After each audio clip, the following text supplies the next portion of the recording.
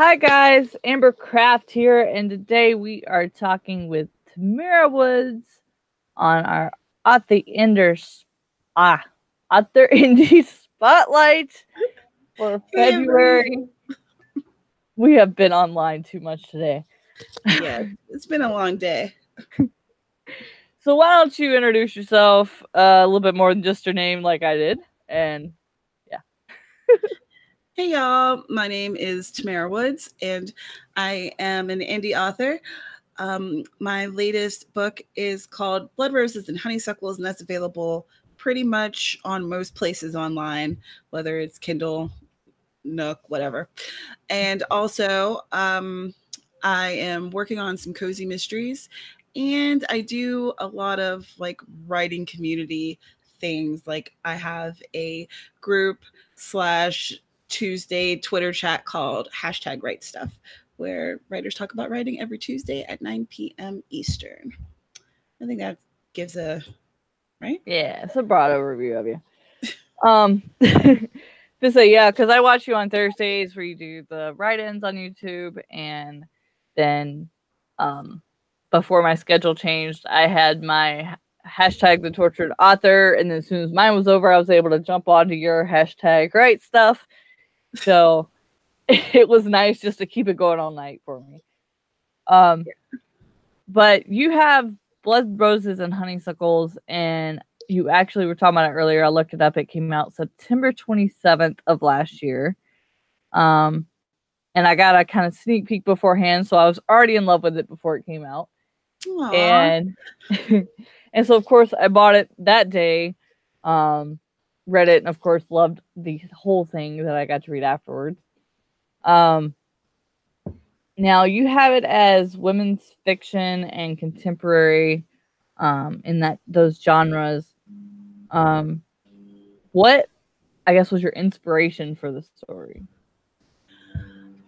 Blood Roses was a book that has been in my life for a really long time, probably close to a decade. But through that time, because initially it was, I had decided that I was going to write a romance. I was going to write a romance. I cannot write romance. It just does not work out. It was absolutely terrible. But I really liked my main character, and I liked her best friend, and I liked the town that I created. So it was like, I don't know, the story just kept evolving until it became what it is today, which is a story about a young woman who's been in a horrible accident and all of her trials and tribulations as she tries to figure out who she is, who she was before the accident, who she is now, and what happened to her. And yeah, so that was, it's really weird when I think about it in terms of how the story evolved, because it's not romantic at all. So yeah, if you're trying to write a romance, it definitely went a left turn. Oh yeah. Because it's not gonna say it failed, because Bernie does have a husband, and so there is a relationship there. But yeah, definitely, I guess a best friend romance, love-hate relationship by the end of it. Yeah, they got some problems. There's some stuff happening. Now, who do you consider the main character? Because for those of you who haven't read it, it starts with Addie, and then or Adeline, and then you switch to Bernie. So I kind of feel like they end up, by the end of it, both being the main character of their own little semi-story. Yeah, that is true. But I guess in my head, it was always Addie's story. But really, they kind of, they do switch off. And then in the second half, you learn all about Bernie and more about kind of how their friendship evolved in her eyes. I wanted to show that, everyone's story, like you see yourself as like the hero, right? Mm-hmm. In everybody's story, in your own story, you're the hero. And I wanted to show that there really wasn't a hero, that they're both flawed. Yeah, and that's definitely comes across. I mean, as humans, we are flawed, but Some more than others. Yeah, some a little bit more than others. And I gotta say, the way you did it, like, I thought when you switched from Addie's side or perspective to Bernie's, that it was just going to not take on a different look or whatever, but that their personalities were so different that it was going to read like an entirely different story. And I don't know if it's that you got used to the way Bernie spoke, so it just went flawless, or the way you wrote it, it was just you understood it easily. But the transition is probably one of the best that I've seen, going from one person's perspective to another. Like, I gotta commend you for that. That was oh my gosh, that's like flawlessly the done. nicest thing. And that was like the biggest thing that I worried about, because I hadn't ever written a story before that was told in like two different people's voices and two different heads kind of thing. And I didn't want to have a story where it was going back and forth, like one chapter than the other chapter, because I felt like that would be, sometimes that's just really overwhelming to read. Yeah. And a lot of times when people will do it that way, they'll kind of it's almost like they're retelling part of the story and the other person's, and that, I don't know, sometimes I find that tedious. But I was really nervous that it wouldn't work. Well, and the reason I guess I noticed that more so than others is, like, I have read stories where, and I'm not one for like each chapter is a different person. To me, that gets more confusing in my head. Not really so much because it retells a lot of times, like you said, but just going back and forth, just I can't do it. It's just not something that's for me. But and I tried to do the two people's perspective in order with Unknown Revenge, and I failed horribly at that. So that's probably the biggest part of what I'm rewriting now, is making it a flowing perspective. So I think I noticed that, and I was like, that is so well done. I couldn't have written it any better. I don't know. To me, it just flowed. And I don't, like I said, I don't know if it was that you got to know Bernie enough by the time it switched that it just flowed, or their personalities were a lot of the same but different enough that it was her own story. It didn't feel like one continuous thing. I think it was a mixture of the two, because I had lived with them in my head for so very long. Like I know those girls back and forth, you know, and I wanted them to be alike, but to definitely have their own personalities and their own things going on. Because I think that, you know, in most friendships, you do have similarities in personality in some way, you know, even though you're two autonomous people, you still have some stuff that attracted you to each other. Yeah, obviously you got to be friends. Right. Yeah. Because you know, I think that the whole opposite attract thing, like I think that definitely works. But I just wanted for this story for it to be two people who are different but have similarities, and I wanted them to have certain character flaws that they both shared, but they might not necessarily realize that they share them. Yeah. I don't know if that came across or not. That was one of those things that was kind of like in my head, and I wasn't sure if I was executing, but I tried. Yes, I have to ask, since originally it was a love story, was it always supposed to be split narrative type thing? Or did that just kind of come along as it didn't become a love story?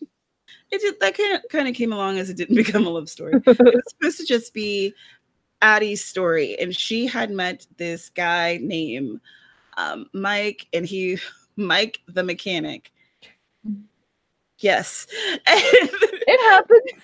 You know, Mike the mechanic, and they were gonna, like, it was supposed to be one of those things where, oh my goodness, she just randomly runs into him and her car's messed up and he fixes it. Oh, their eyes meet.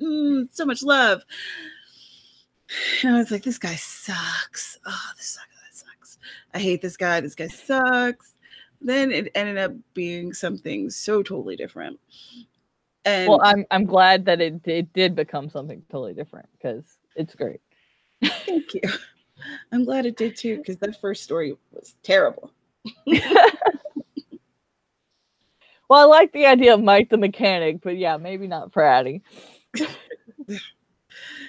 I don't see Mike the mechanic for Addie's personality anyway.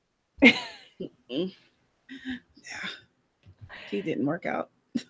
Now, I guess considering that this wasn't the way this story planned out, is there going to be more for either Addie or Bernie's story, or is this it for them? What I wanted to do, and I still kind of wanted to do it, but the book didn't, I don't feel like it really caught on. But I might still do it anyway. I was thinking about there's two characters that are in the book that I don't really go into a lot of depth about them, and I wanted them to have their own story and like do the dual perspective with them too. Their stories, again, they've lived here for a long time, and their stories are really fun. They're really fun. Yeah, I had to ask that because I have side characters in my series that I'm like, you weren't supposed to go that way, but because you did, you're a little bit more prominent now. So I guess maybe later on we can give you your story. Yeah, those two. There's Jules, and she is kind of like a party girl, and she's the one who's always the first to get to the party and the last to leave. And then her best friend. And in Blood Roses, they're kind of in the middle of an argument, but the argument's never explained. And I wanted the argument to be the jump off for book 2. So that was like a thing that I had planned on, but yeah, I was kind of curious about that argument. I'm not gonna lie. That'd be a really good one to hear, depending on how they go. I was curious. I would support it. It would be great. Totally went. Now I know you said you're working on a cozy, but then when we were talking earlier, you said you had like a free thing going on. So, are you doing the cozy as a novel or as a giveaway? I have 2. Oh, okay. Just because I was going to ask you about that earlier. I got curious. So the one that I'm currently editing, that I was supposed to just be doing like the final edits, and then I was going to upload it, but then I was like, so I could rewrite this and I could change this, and hey, there's a character that. So now I'm like, damn it, I did this wrong. So that story is called Wiped Out, and it's book 1 of the Beachbound Cozy Mystery series. And it features this writer named Freya, and she's living in Hawaii. And you see her going through her average everyday life, and she's on the phone, and she hears a scream outside, and she runs out there, and this unknown woman, stranger to her, pretty much dies in her arms. And she's kind of catapulted into trying to figure out what happened to her and who done it, so to speak. So that one is going to be a freebie. And what I want to do is have that as a free book for my newsletter for like X amount of time, and then enroll it into Kindle Unlimited, and then have the book 2 as a freebie for my newsletter, and then enroll that, and blah, blah, blah. But we'll see. That's like the idea. I don't know if that's actually going to happen. And then the other book is called Murder to Spare. And actually, my fiance gave me that title, as Shannon can attest to how long I was trying to name that book. I went through things. I went through changes. She gave me like a list of words that are like cozy mystery words. I had like website upon website. I was like looking at every single, all the 100, like the top 100 books of cozy mysteries on Kindle. I looked at all those SOBs. I was like, how do you even write a title? How do you make it a pun and it be good and not stupid? And he was like, how about Murder to Spare? And I was like, could you have said this like a year and a half ago? Right? But it was perfect. Bye. I love cozies, yeah, but I don't know how people name them. I write a series where one word is always the same, so it's pretty easy for me. It's like, what's this one about? That's the other name. With this series, it's murder is the first word, then whatever, and the title has to do with where the murder takes place. Yeah. So with Murder to Spare, the murder takes place in a bowling alley. Yeah. So hopefully it'll get easier for you. We'll see. The second one, I already have the title and the cover for that, and that was okay. But we'll see what happens. Yeah, all the covers you've had on Facebook and asked for our opinions in your Facebook group, I love. So I don't know if you're doing your covers or who is, but they're really pretty. Oh, girl, I do not have the skill to do covers. I wish I did, because I think that would be incredible, especially to have like a little side job, you know, be able to do covers for people. But no, there is a cover designer. Her name's Mariah Sinclair, and she's doing all of the Murder 2, like that's called the Mystic Eye series. She's doing all of those for me, and she does an incredible job. Her rates are reasonable. She turns over a cover like 2 days, bam, bam. And they're always good. Like, I don't know. Yeah, that's one thing I wish. I bought Adobe and I was going to learn it, but dude, I got to find the time. It takes a while to learn these programs, and then you want to have your book to like a certain level so that it compares to people who are traditionally published, you know? Yeah. I always want my stuff that if you look at my book cover and someone else's that's published by, you know, Random House or whatever, that you're not going to be able to tell the difference. That's what I want. Yeah, without having to pay thousands of dollars for. Yeah.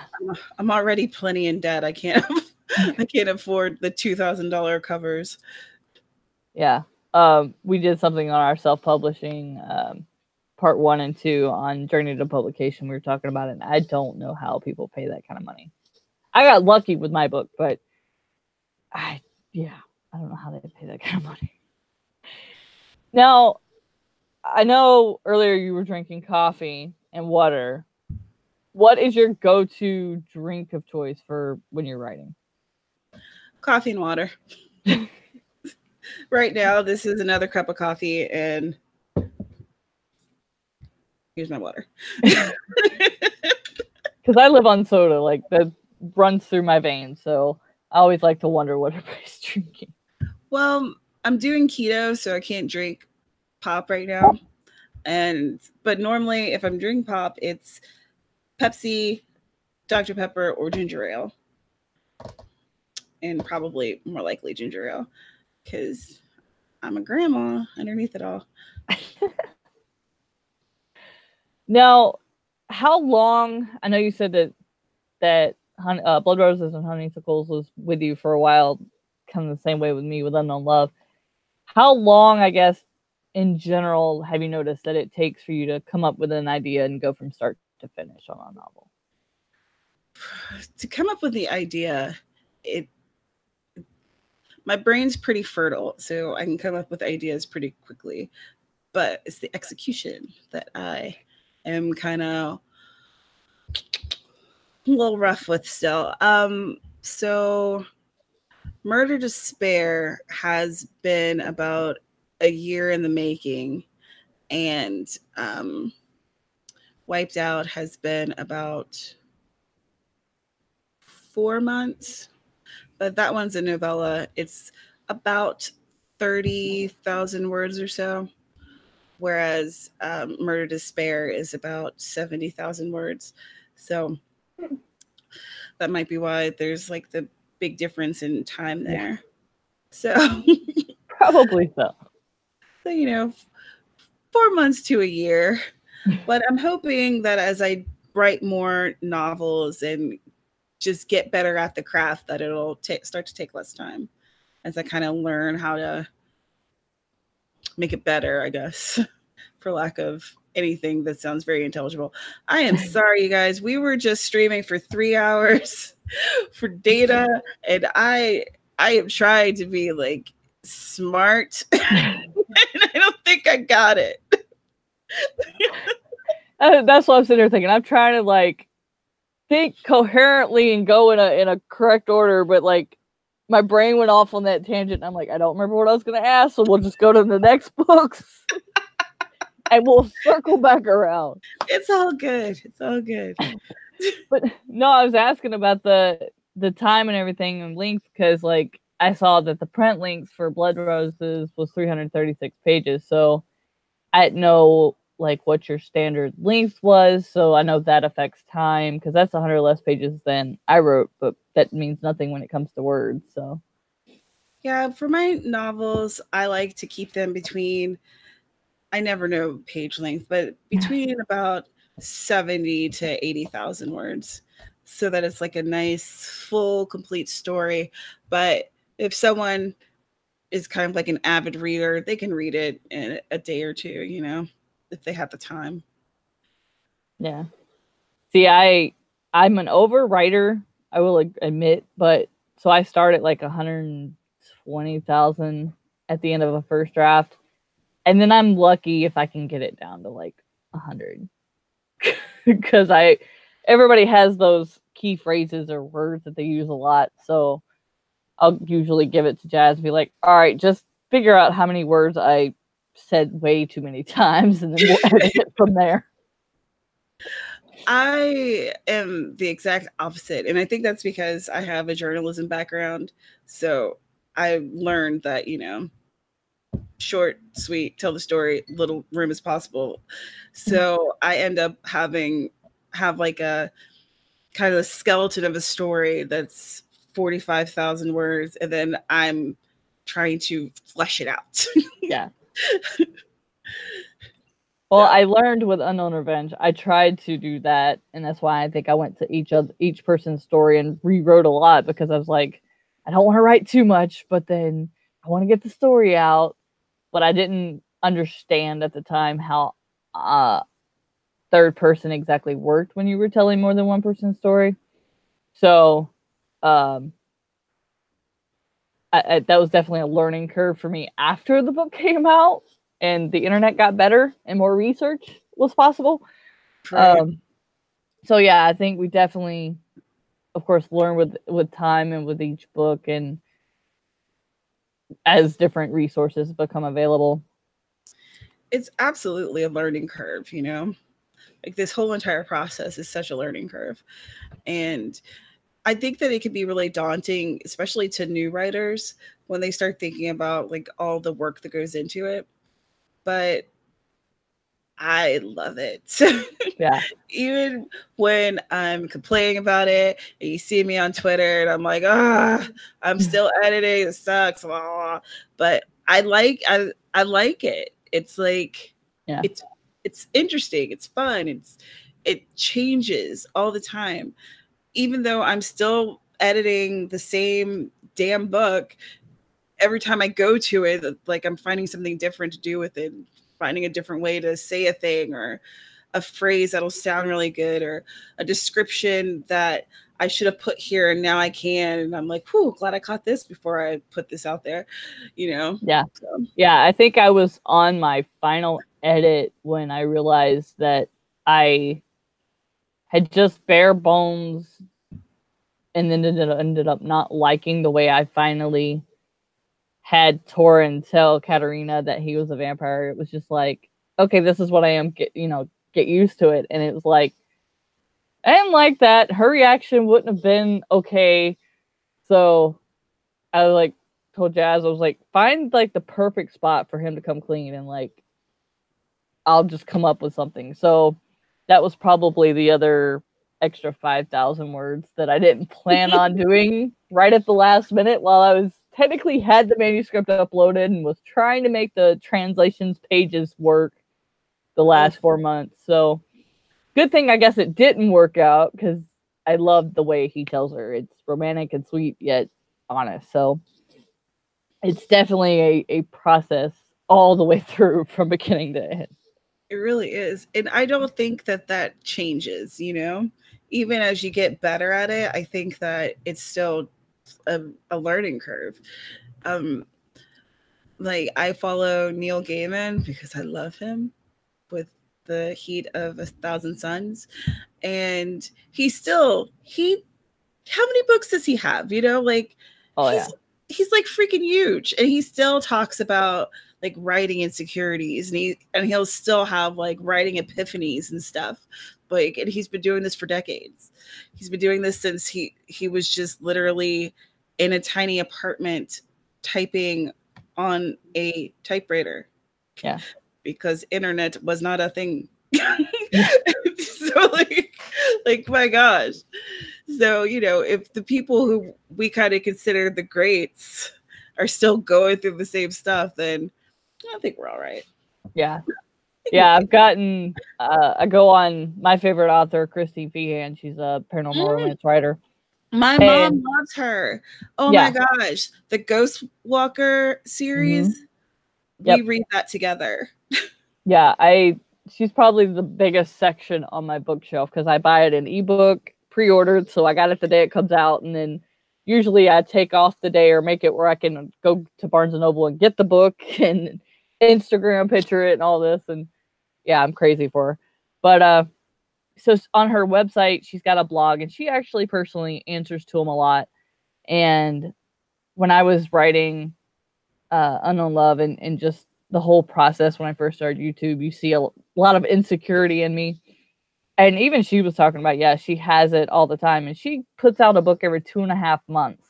So, you know, she's been used to it, you know. Like, she's incredible. She's got 5 different series going on, and she releases a book a year in each section, each series. So to have somebody that's contracted for 125K word count and can still do that and still have insecurities, yeah, it definitely doesn't get easier.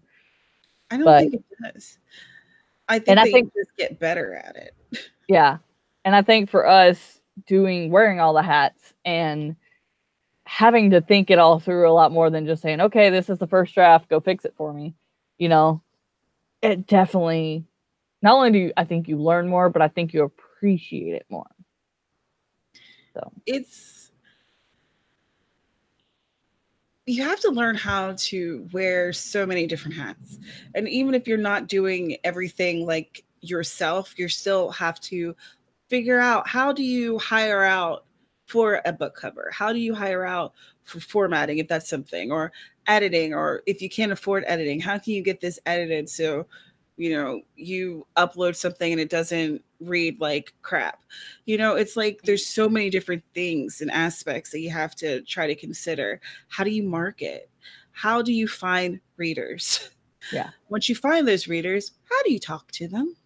Yeah. You know, like, there's just so many things. And I feel like I am constantly learning something new, like on a daily basis. I'm like, honey, can I just tell you what I just learned about and he's a mathematician, all right? He gives no cares about this writing world other than the fact that I love it. So he's like, yeah, okay, just tell me. And I'm like, oh my God, so here's this thing, and this is happening, and blah, blah, blah, blah, blah, blah, blah, blah, blah, blah, blah, blah. And I took these notes, right?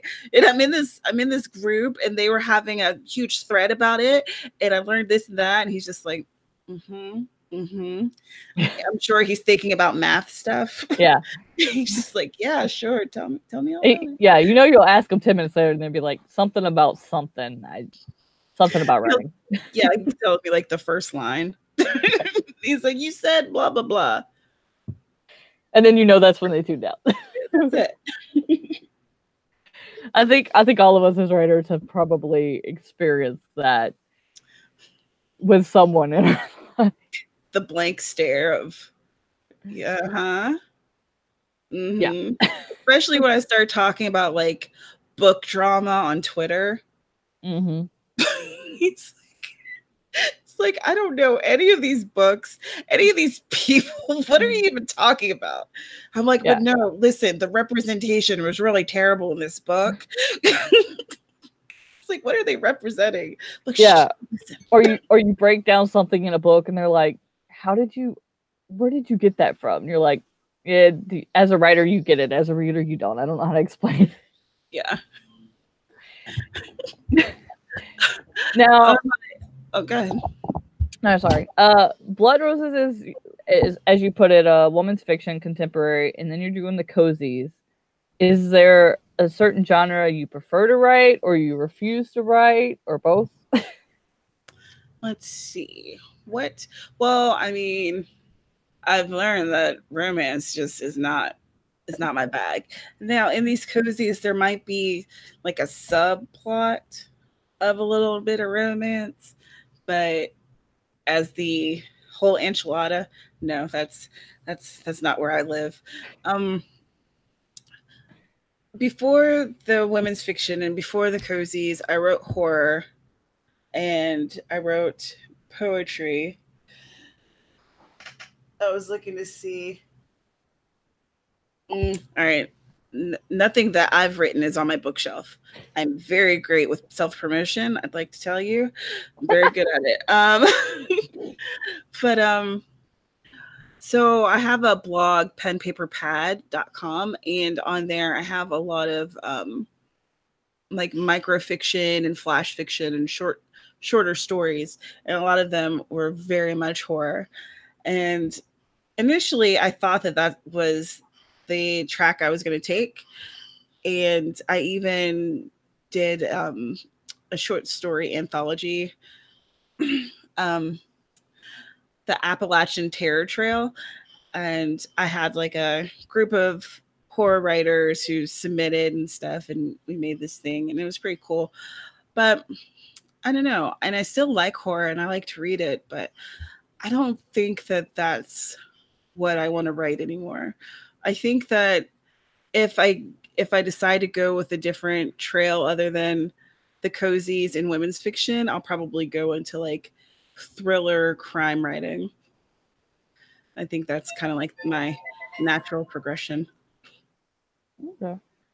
So yeah, I'm always curious. Like I think I'm so consumed with this series that I'll probably be writing paranormal romance for a while, but eventually I kind of have the thoughts of it transitioning and going up into seeing more of the primordial gods instead of everything happening on Earth.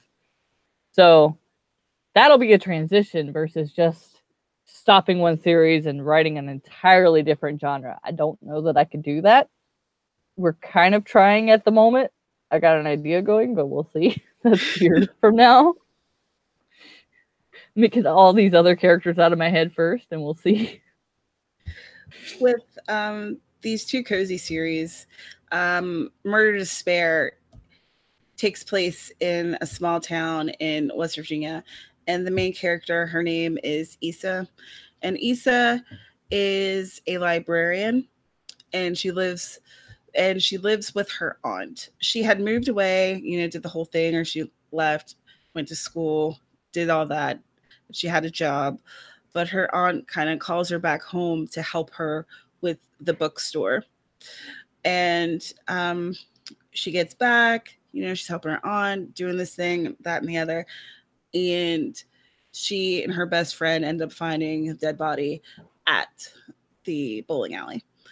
And it's like the guy that's the most hated in the town, of course, because that's like a cozy trope. And but while I was writing about Issa, Freya from the other book, she was like hanging out in my brain. I was like, all right, well, apparently I need to write this story. And then as I was writing the stories, I realized that they're cousins. So my plan,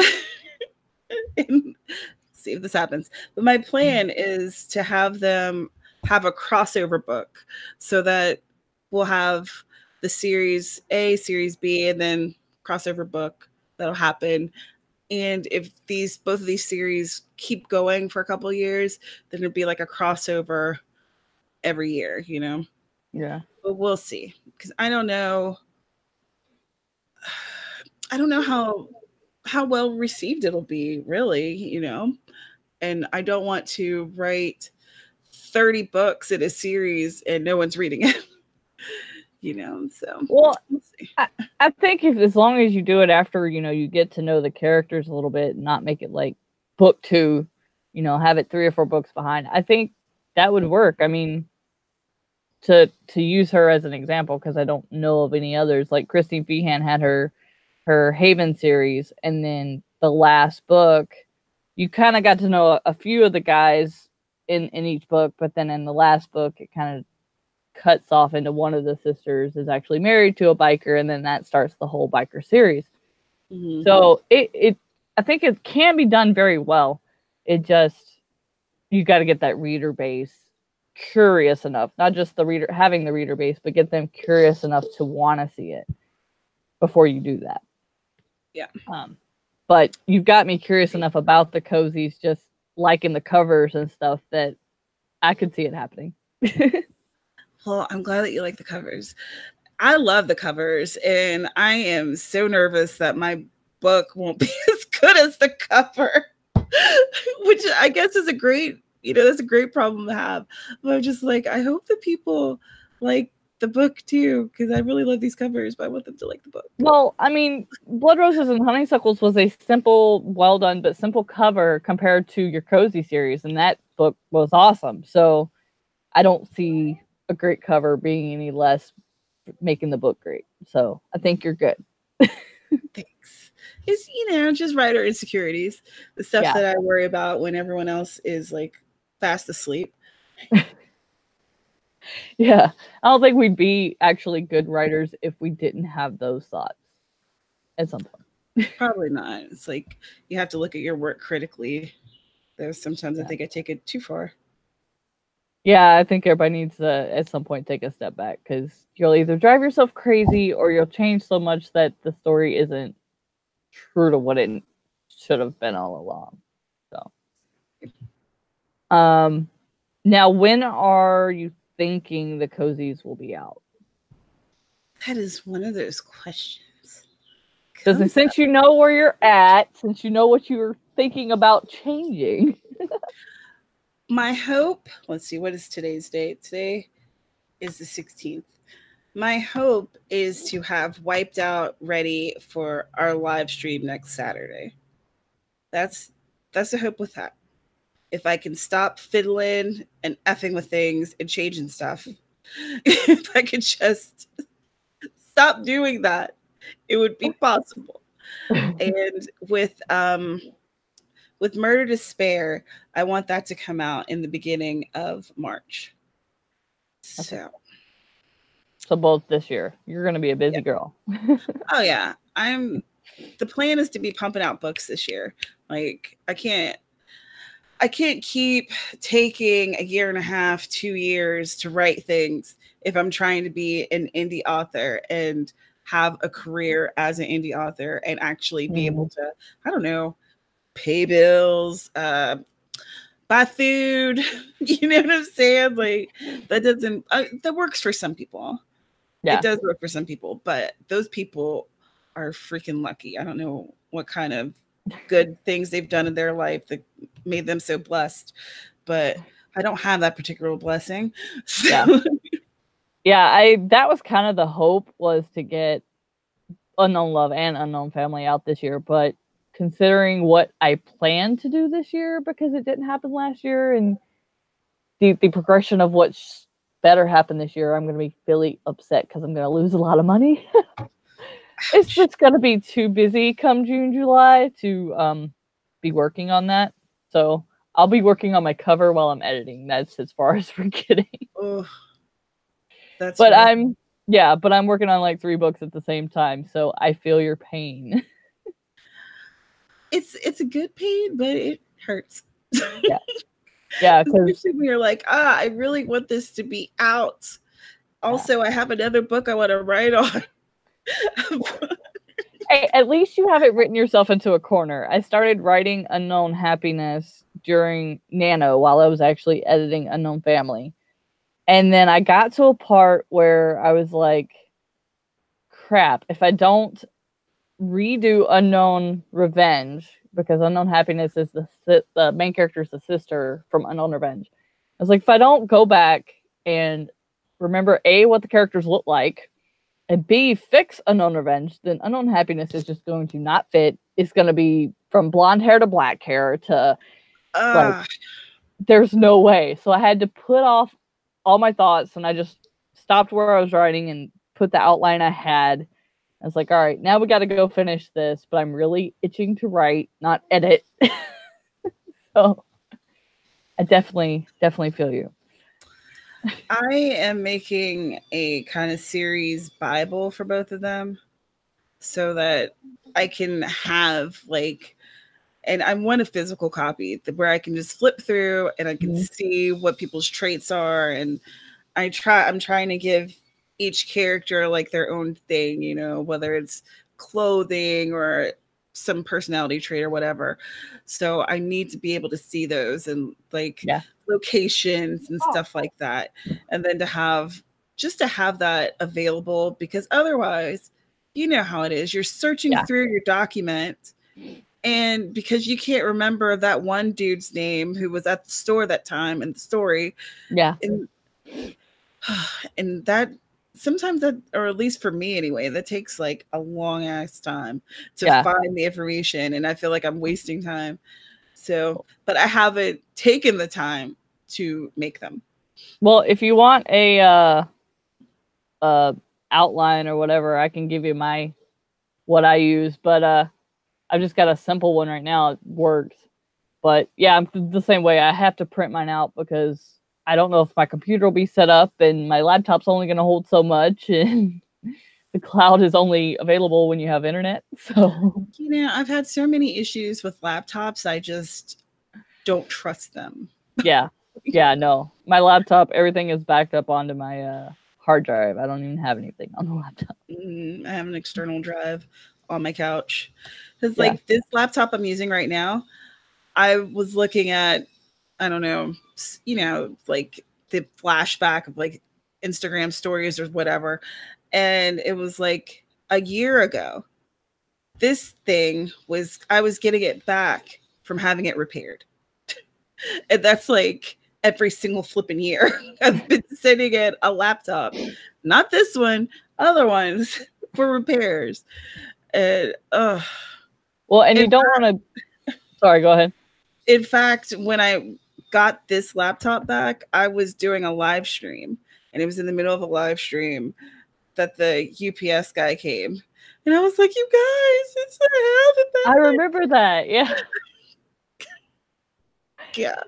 And you definitely, like I was saying, you don't want to be like me. And like, I was like, I wrote Unknown Revenge probably 7 laptops or computers ago. And I didn't have like flash drives, USBs, whatever, were not cheap then.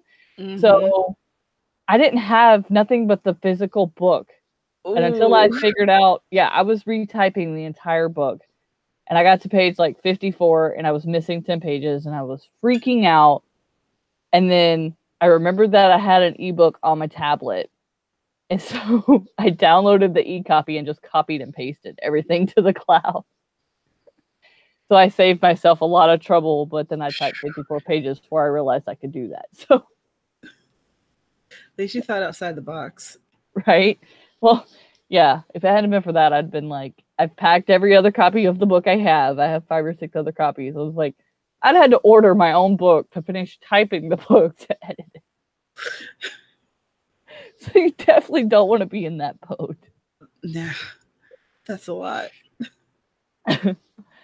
Now you said, I saw on Amazon that you have Bloodroses and Honeysuckles, of course.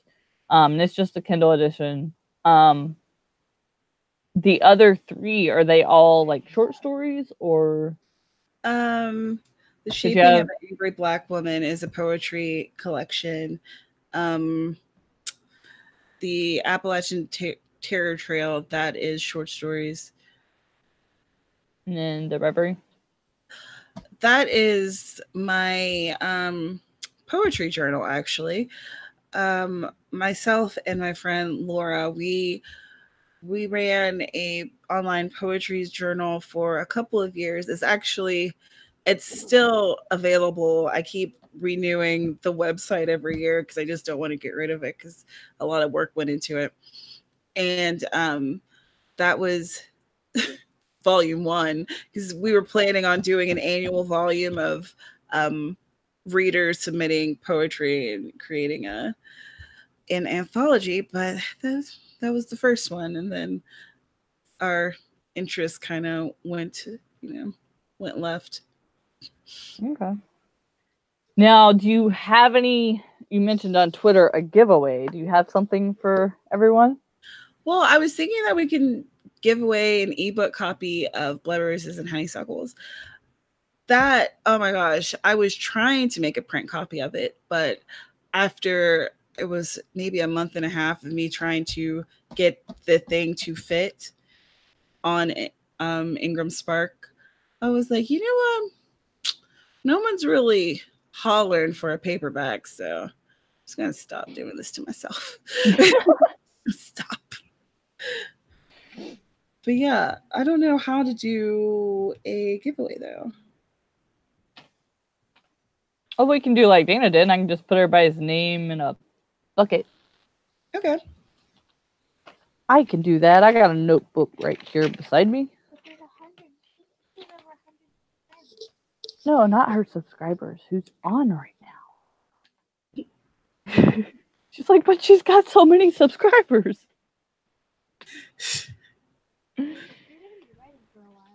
I wish.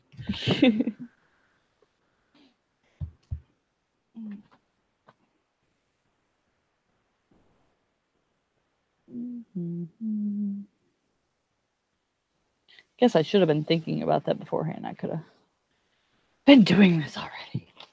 Well, I should have thought of it, but I was just impulsively like, hey, I could do this thing. I have a book. I can give this out.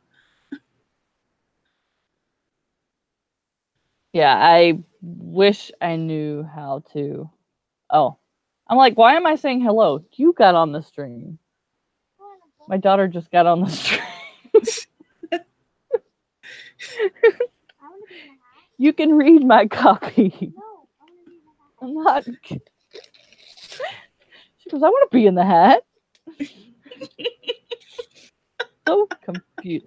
I have been online and awake too long today for that to have made sense. I was like, wait, what? Oh my goodness gracious. Well, I'm glad you explained it because I was like, all right. Oh, she does that to me all the time. I had to think about it. I was like, wait, I'm writing. How am I typing too? All right. Oh man. But I've had like a lot of fun learning how to write. And I've had a lot of great support from awesome people. Like you read Blood Roses. Pick one. Shannon checked out Wiped Out for me. My friend Ivy is in the comments, and she's certainly heard me talking about writing all this stuff and listen to me gripe like a daily basis. So I think that even though we're indie authors, independent authors, I think that we still have to have community. We have to have support. Yes, we do. I know without all of y'all, I probably would be a lot more frustrated. There's nobody to just get on and gripe with. It feels good to be able to actually talk to people who get it. All right. I'm just going to throw these in the air, let them land on the bed, and let Kira pick one. I've already picked a different. I picked Jazz. Yeah, but there were people in there. Okay. Eeny, meeny, miny, moe. Pick one. Jazz. Jazz! One twice. Yay! Shuffle them again. It's like I shuffled them the first time and she got Jazz, and then like Ivy came on, so I was like, okay, well, let me do that again. She got Jazz twice, so obviously it's meant to be. It's meant to be. All right. So we got Jazz as the winner for the free ebook on that. Hooray. So I have Jasmine's email. What am I saying? Yeah, I got your email. I'll send you a book. I'll send you an ebook. You'll have to let me know how to do that so I can I want to do a giveaway on like one of the anniversaries, like the 1 month or something like that. But I don't know how to do that, so that was on my research list to do. Yeah. It was like, because I've got Book Funnel and I got to figure out how to do all that. Learning curve. Well, for like with Wiped Out, I'm gonna have the total freebie. It's gonna be on Book Funnel, which is pretty cool because then Book Funnel will take care of like, well, let's say if someone's having a problem downloading the book for their particular platform, then that company will take care of that. So Yeah, you don't have to do so you don't have to do technical support, which is great because I'm not so great at that. Yeah, I saw that. I was like, you're good, because I couldn't tell them very much. Yeah. But with this, I'll probably just like buy the copy myself and send it to her because I didn't think about anything before. But that's fine. Paying myself, kind of. Well, I appreciate you being here. I'm sorry I couldn't get on with you last month like we had planned, but life. That's all right. I knew it might happen, was kind of hoping it wouldn't, but it did anyway. So now I'm actually closer to publishing the book, so yeah, this works out better. There you go. Talk about one and promote the other. And next Saturday at, I was also say, what time did we say? Oh man, that's a good idea. I don't have my planner in front of me, and I don't remember times. Was it? Let me look it up real quick. Yes, please look it up because I cannot remember.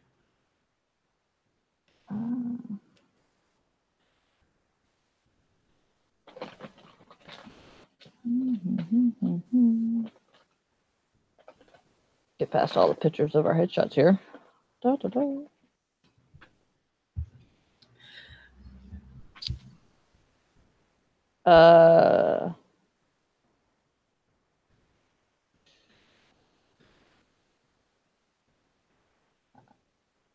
1 p.m. or 4 p.m. We never decided between the two.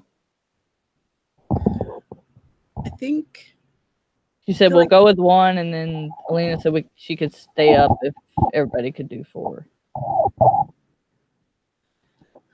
But Amy wouldn't be able to do 4, so we were going to go with 1.